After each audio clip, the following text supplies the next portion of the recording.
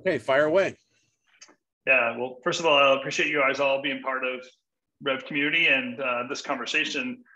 What I love about this conversation, as many of the things that we get to do at RevThink, is we have visibility, kind of a global picture of what's happening in trends. And whenever we have a chance to discover one of those and put that forward so you all can think about it, we kind of rush and do a weekly briefing about that topic. And this is just one of those that our team was doing some analysis on Monday's meeting. They brought this forward, and Joel, you recognized it right away and called the title and said this is an important thing to talk about. So appreciate you all being part of it. Here's the trend that we're seeing that is the genesis of this conversation. Because of the pandemic last year, everything kind of got out of whack and out of cycle in a way. And I felt like up until, maybe the end of last quarter that we were still out of cycle. And then for obvious reasons, masks being dropped, summer hitting, people going on vacation, it kind of slumped, which, I'm sure if you lived 18 months with it all going good, you felt this slump like the sky is falling. But now I can see from our point of view, like new projects are kicking in, and that usual fall build is about ready to happen. So we're kind of saying, oh, here it is. This is one of those things that we've always done. We can recognize season after season, and therefore we should start thinking ahead of what does that fall buildup look like and start being prepared. So Joel, I think you called it the harvest. Like, you've recognized this from all your years of being a business owner, like, no, this is the moment where I know what September is going to look like, and I used to do things in August. Yeah, I think I'm using this harvest analogy because I think of it this way, right? Like, if you look at your peers and they're out in the field and they're reaping the corn, because it's that time of year. In that moment, if you haven't done your work, you immediately think, oh, it's the time to harvest. I should head out there and harvest. But of course, you got into your field and you realize, oh, there's a bunch of things they did 3 months ago, 6 months ago that I didn't. And so now I'm missing out. So we're trying to encourage people to be very proactive and just realize that in order to harvest and have a great fourth quarter, there's actually things and work to be done right now. Yeah, and our hope is that, the exclusivity of the community, you all are getting some insights and some visibility on things that people that aren't showing up are not seeing and doing. And you can get the jump. Our goal, obviously, is just to help recognize the trends and put them forward, but also to see leaders out there. So maybe this will start others to start thinking forward as well. But the harvest season to us really is what we know is the fall season. A lot of the fall season has been out of whack with OTT platforms and film releases that are not following a usual release schedule. And that's still true. We're not going to, the OTT platforms are not releasing on the usual fall and spring that traditional broadcasts had done for so many decades. And then without the big film push into the theatrical, we're not really seeing some of those trends popping up. But what we are seeing is, especially in the commercial space and some broadcast package space, a lot of work pulling forward. And Joel, I think it was you were talking to one of your clients, and they realized, wait a second, we haven't necessarily heard from these folks for a while. And now they didn't come out of the woodwork. It's just now that they're finally getting back to work and starting doing those usual requests. Yeah, it went something like this. Working with this studio owner, we were saying, hey, wow, last year, the winter was really, really strong. This year, will it be equally as strong? And I, of course, said, well, I don't know. What's the plan? And I think the common plan is, well, gosh, maybe in September, we'll start doing a bunch of outreach. We'll make a couple sales trips and stir things up. And I think where that commonly goes wrong is when you actually get there, you realize, I don't really know what to say. I don't really have anything unique. I'm struggling to kind of get on people's radars because I feel like I'm late to the party. Everyone else is already here. And then once you even if you do get audience with those clients, you realize, am I just kind of doing the same thing I've always done? Do I have anything new to share? Is there any new expertise, new offering? What am I doing? So with this owner, I said, let's not do that. Let's actually create an intended result out there called, in September, we're going to go make several sales trips, and they're going to be awesome. And we're going to generate the next round of projects and engagements that will fuel us through the fall and the winter. But then, of course, that spurred the question of, okay, how do we do that? What are the pieces we need to put in place? So, yeah, and we're specifically saying, sure, there's a seasonality like a fall season, but what it sounds like you're talking about too is don't just address the seasonality of it. Talk about the fall of 2021. Address the reality that we have right now in 2021 and the usual demand that comes in the fall. And each business owner should understand that. So when they're positioning themselves, putting themselves out there, they're speaking a specific language that their clients need to hear and allows them to put themselves forward out there. So when you were running your company, where did you start in this planning process? Like what's the initial kickoff? Well, I would say, what is it that you want? First of all, start there, because in order to not be reactionary, because people are going to call you and be like, hey, can you help me with my project? Can you do this job? You almost have to kind of know, well, what are the parameters to start with? So you almost have to think, where's my company going? Where do I want to be maybe a year from now? Like maybe we want to shift more into broadcast, or we want to do more title work, or hey, we want to finally get into long form and develop IP. I mean, whatever that thing is, just realize that you're about to take a step in that direction. So you want to start thinking, I think of like the 3 R's, right? Any project that comes my way or that I hear about, I want to know, is it a good fit for my reel, for the relationship, for the reward? Start thinking that through. What are the parameters? What is it we're looking for? So that would be step one. Just what is it that you want in terms of clients, in terms of projects?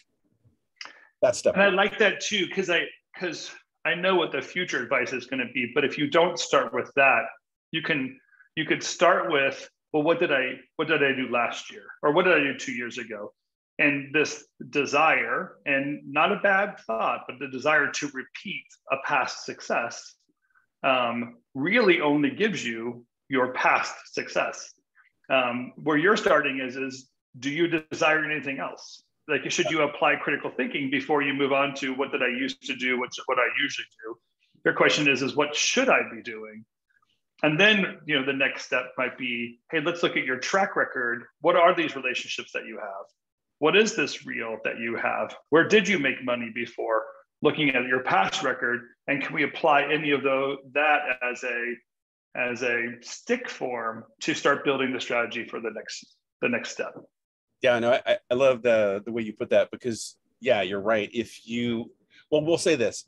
You and I know that a lot of times owners, they forget to dream big, right? They almost forget how to dream big because they find success and they just say, okay, well, now I need to hunker down and just keep doing the same thing over and over again. But unfortunately, you're either, get busy living or get busy dying, to quote the old Shawshank thing. So what does it mean for you to be like fully alive and realizing your dreams through your business, visualize that, and then say, okay, now who are the relationships?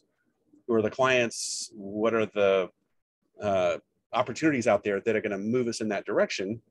And then I start just backfilling and like actually visualize, okay, it's September, you're making that sales trip, you're doing that presentation, you're having that conversation. What needs to have taken place just before that for that to be successful?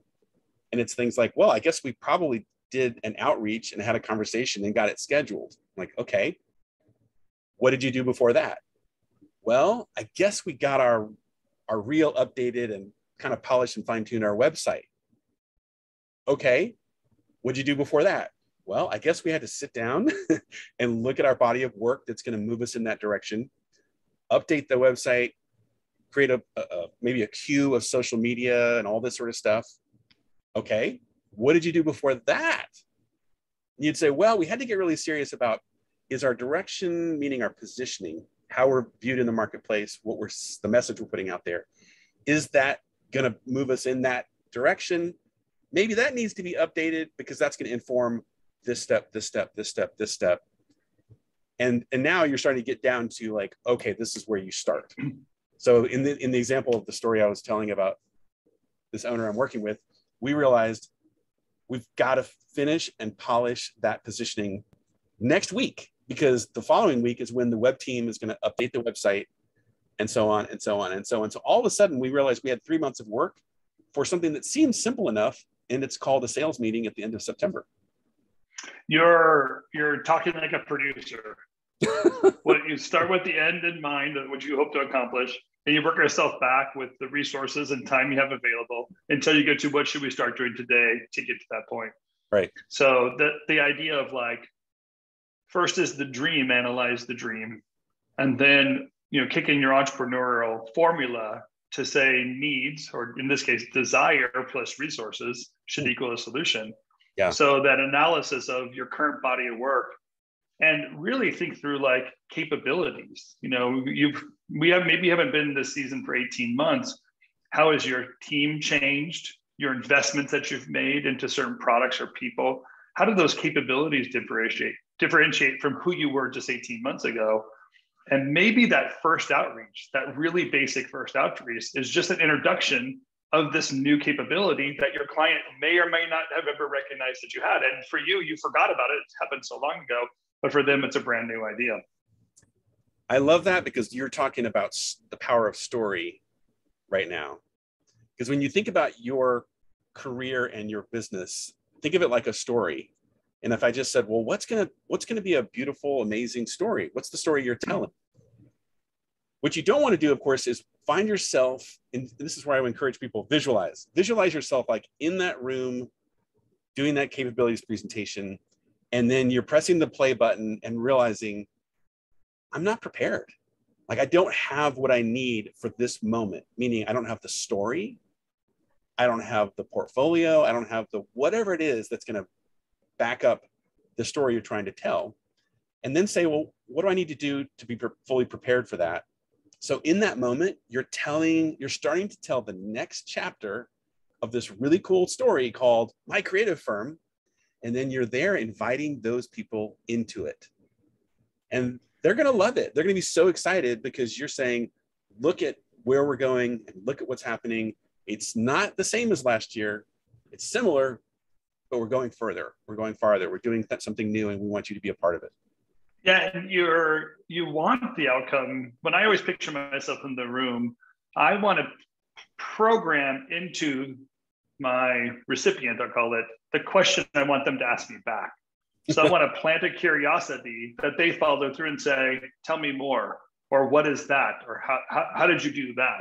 Mm-hmm. And you don't try to answer it all up front. You don't bombard people with a bunch of information they didn't ask you a question for. We want to inspire the questions so that we can start beginning with applying answers that are applicable for that moment. Yeah, can you give us an example? Room. Yeah, I think there's. I like where you went with this. So you basically said, dream big, recognize your resources, put your body of work together, and then there is something of getting the homework done, right? And the idea of preparation is what does this look like? And Joel, I would say this every time: practice, practice, practice. So what do you want that presentation to look like, and how do you start turning that into a story? So given that moment for your elevator pitch, you've said it 100 times already, sure, in one way or another. And you can start that with your team. You can sit down with your team as you're driving through this vision and creative presentation and begin the dialogue and become familiar with your story just with your own team, your other creative directors, your executive producers, your senior salespeople, or all the sales team, and start planting that language into your sales team. Here's where another place people go wrong is that they forgot to update their sales folks on their new positioning. So you have somebody, you wanted to go a different direction with your new dream, and you have someone replicating a past success, which again isn't bad, but it's pulling you back. And that creates resistance or growth, opportunity, or even just not getting in the marketplace because they didn't know which words to use or how to project that vision forward. By the way, I see about 20 friendly faces here. So we should just mention, if you have a question or a comment, of course, please drop it in the chat. So Tim, I'll do a shameless plug because, in about a month, I'm going to do another Jumpstart, and I've already got a couple of owners that are excited, I think, to, like you said, do the work, like start going through this process in a structured way. And I'm thinking of one graduate that I was really surprised when he said, one of the biggest takeaways I got from that experience was learning how to own the room and drive a presentation or a conversation, right, in a sort of a sales setting.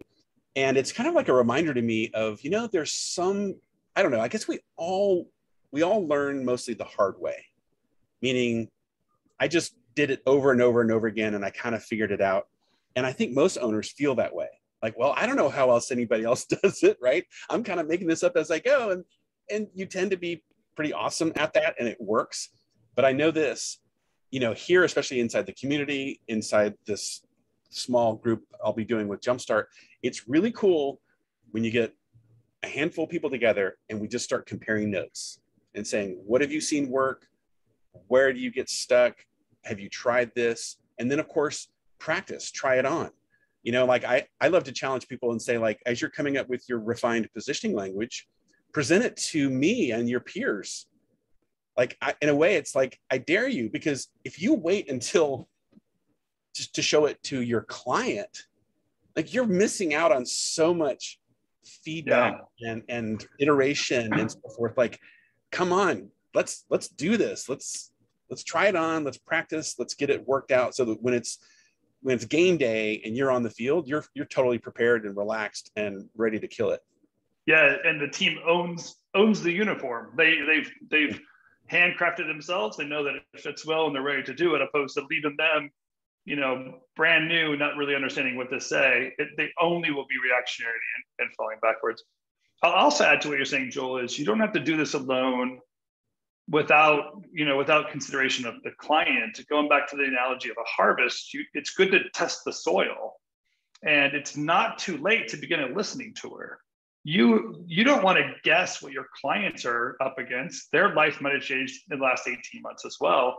You can easily start a conversation and start creating that curiosity by simply listening to your client and not do all the talking right now. It will be too late in a week or 2 or 3 to start that, because the RFPs are going to start being written. But to begin and hear a conversation before the RFPs are being put on the table would be an amazing step up for everybody. Okay, you just reminded me of one of my favorite hacks that we should totally, I really want to share this, that there's a moment, it's a really rare moment that everyone here can take advantage of. And that is, if you kind of tune up your positioning, you polish your website, or maybe you overhaul your website, whatever. And we all think about the day when there's that light switch moment, right? When the website is live or the new reel is released or whatever.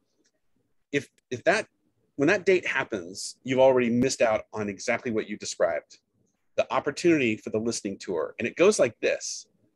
While maybe you've finished that new reel, or you've got the website kind of redone, you send it out secretly, privately, okay, to your top 20 clients. And you invite them into, hey, favorite client of mine, been wanting to catch up with you, but hey, I want to run something past you because you're somebody in the industry that I respect and admire your opinion. I love working with you. Would you mind taking a look at this? I would love your feedback. Now, what is this? This is actually a giant veiled sales conversation, but it's awesome because the person will feel incredibly special. They feel like they're being invited into your story. And guess what? They're going to give you incredible feedback. They're going to be like, oh, well, if you haven't already published it, right? Because if it's published, all they can say is, hey, looks great, Tim, good job. But if you're inviting them in early, whether or not it is, you get that initial feedback, and they're going to say things like, I never really realized you guys had this expertise or this capability. That's so interesting. I'm glad to know that now. I think you should accentuate that, et cetera, et cetera.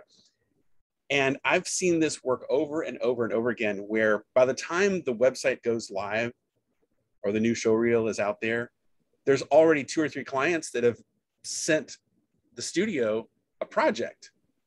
So it's this very, I don't know. I don't know what to, what to call well, it. It's funny because I want to encourage people this way too, because I can already kind of hear, I was going to say hear people's eyes rolling in the back, rolling up, but I don't think you can hear that even in your own head. But I can imagine people rolling their eyes a little bit like, Joel, that's a little bit cheesy outreach. But quite honestly, your salesperson, they do that all the time with these clients. You know, they're in a relationship with the clients where they're throwing opinions back and forth between what they think is necessary, what the client's really going through. And they have an honest conversation that you as a business owner might not be privy to, or if you showed up, the client wouldn't be as honest. So don't be afraid to use your team and have that salesperson say, hey, you know, we just made this new reel. Tell me what you think. And it could be a very short, direct communication to someone and get that same hack started. Don't just think it all has to rely on you. And if you have this kind of like never be seen before email chain, those email chains happen all the time. So make sure you're leveraging the tools and instruments that you've built up over the years. Yeah, I mean, I think everyone here would agree that your very best client relationships are actually quite friendly, they're quite intimate, and those people feel like they are part of your story.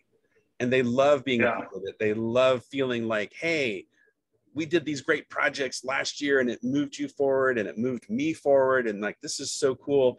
So it's just your way of reciprocating and also being a bit vulnerable, right? And what does vulnerability do? It deepens trust and builds more relationship. So that might be a fun hack for some people to try.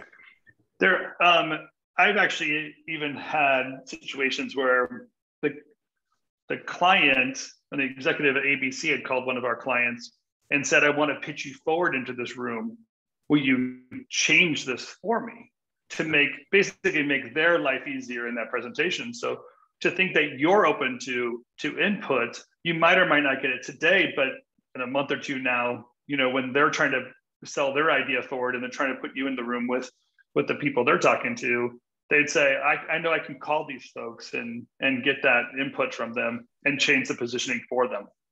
And you took the words right out of my mouth. In a way, that's your client saying, I kind of know you guys are positioned this way, but I really wish I could position you that way, because I think this is really your wheelhouse or your expertise that would be really valuable up my food chain over here. Can I present you this way? I mean, I would always want to be totally open to that conversation. Like, really, how do you see us? How can we create more value for you in that way? Yeah.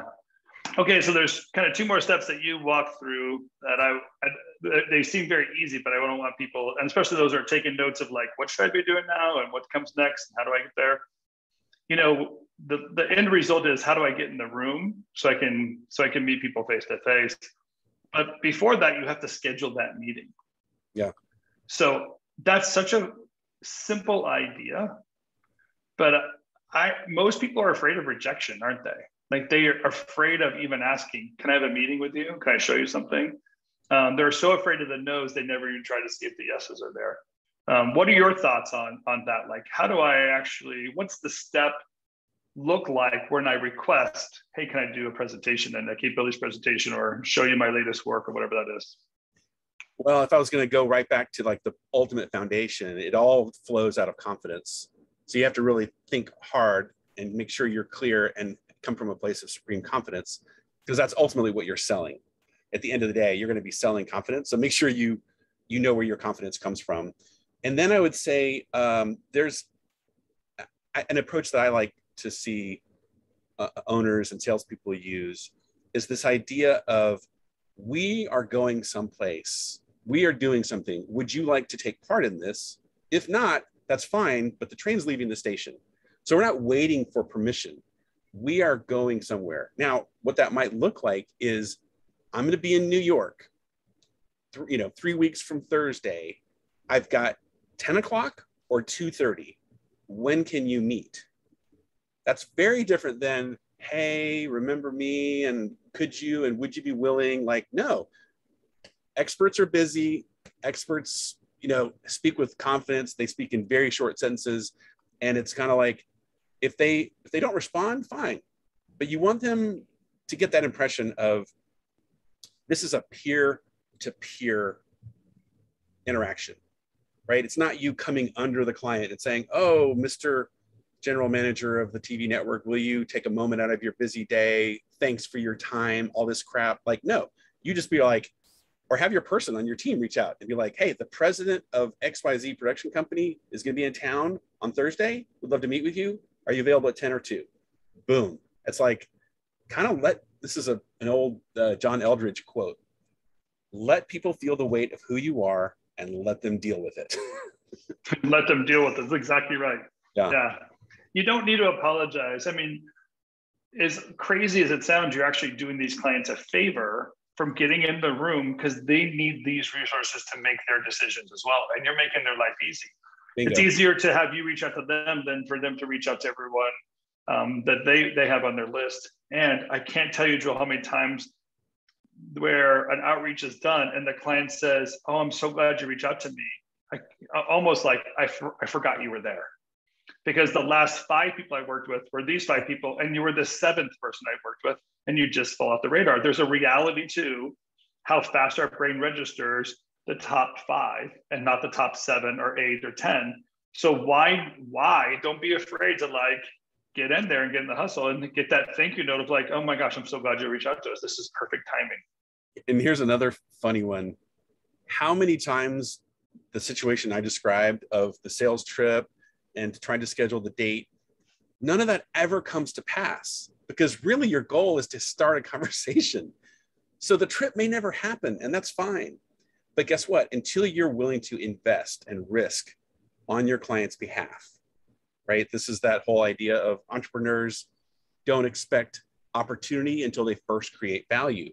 So put yourself out there, you're making the trip, you're putting yourself out there, you're risking on their behalf, you're giving them value without expecting anything.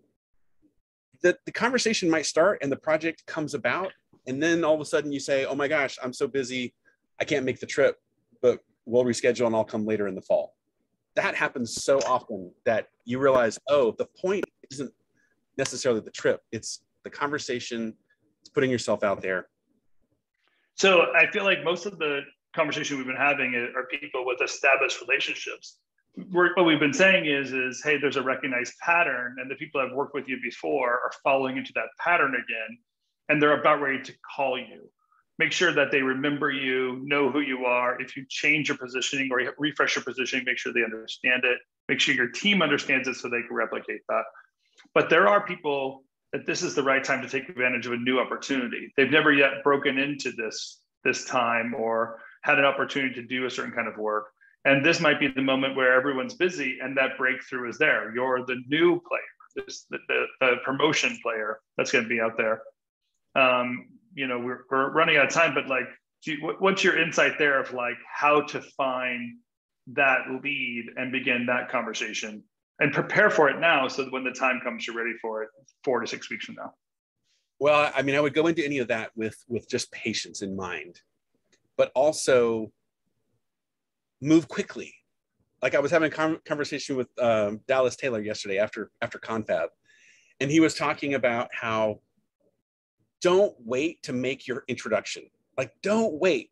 Why? Because it may not matriculate or consummate or whatever the word is, right? In a month or 3 months or even a year. But the sooner you do establish that connection, the sooner the person reaches a state of mind where they say, oh yeah, I know him. Oh yeah, I know her. The longer you wait, the more it's that like, I don't really know who you are. I haven't met you. I don't get you. But if someone has met you and then a year later, they see you again, they hear from you again. A year later, they see from you, they hear from you again. It's just a matter of time before they say, oh yeah, Dallas, I know Dallas. He's that guy that runs that company. And it's a slow process. So I would say start right now, do all that outreach. Perfect. And, and it might be a year from now, but you might get lucky and get a meeting with one of these people in the fall. Yeah, and honestly, that's the greatest thing that social media has given us is that instant, immediate introduction to a stranger, and then the ability to create reminders and use can do that simply by following them, commenting on them, engaging them in conversation sooner than the real conversation begins. So there are tools out there that you could jump right into right now and begin creating that dialogue. Again, I like the idea of do it now and then have patience. Recognize that there's going to have to be some moment of preparation that the trigger happens and they engage you. But why wait? Honestly, why wait? You can start right today. Yep. Let's start today. Well, we definitely accomplished the goal. I think we got many ideas out there. I think I have 3 more ideas brewing in my head as you talk, but I didn't want to. We could just build this up all day. The reality, big picture, we want people to know is that we believe a trend is coming or repeating itself, and we're going to have a booming fall. Yeah. The next quarter is going to be an important one for you, and the path continues. You prepare now because there'll be another down cycle, and this is the moments to capture your returns so you can prepare for the down cycles when they're there. It's not going to just be a constant build that we've seen for 18 months. So get back into those systems and routines and know what's there. We want people to take advantage of this. If the boom is happening, we want them to jump right in the middle of it. Yeah. Amen. Awesome. Well, wrap us up, Tim. I think I might be losing. Well, safe travels to you. Yeah. Right back at you. Safe travels. Hope you're enjoying the western side of my state. And we'll talk to you soon. If there's anything else we can do to help you, please reach out to us on Rev Community. We exist so you can thrive in business, life, and career. Joel and I are at your call. Please feel free to reach out to us, ask us any questions. And until next week, thanks, Joel. Thanks, everyone. Thanks, everyone. Thanks, Tim.